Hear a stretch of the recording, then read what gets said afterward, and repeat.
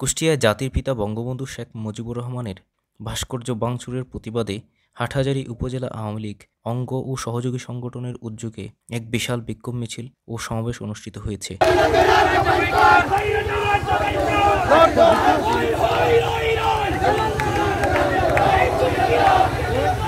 রবিবার ৬ ডিসেম্বর বিকালে এই বিক্ষোভ মিছিল ও সমাবেশ অনুষ্ঠিত হয়।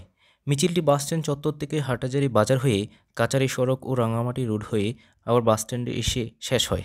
বিক্ষোভ মিছিলে অংশ নেয় হাটহাজারী উপজেলা, পৌরসভা, কলেজ ও বিভিন্ন ইউনিয়ন থেকে আগত আওয়ামী লীগ, যুবলীগ, কৃষক লীগ, স্বেচ্ছাসেবক লীগ ও ছাত্রলীগ সহ অঙ্গ ও সহযোগী সংগঠনের নেতাকর্মীরা।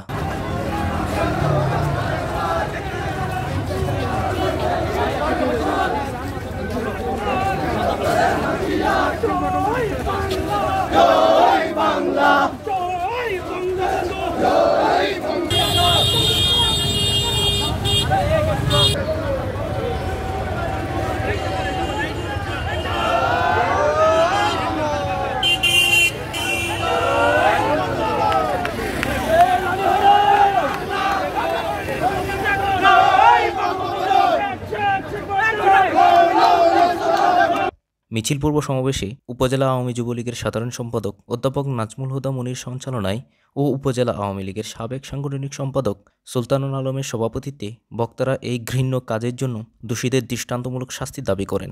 তারা আরও বলেন, তারা জাতির পিতার ভাস্কর্যে হাত দেয়নি, হাত দিয়েছে বাংলাদেশের অস্তিত্বে। তাদের এই ঘৃণ্য কাজের জন্য দোষীদের শাস্তির আওতায় আনতে প্রশাসনের দৃষ্টি আকর্ষণ করেন।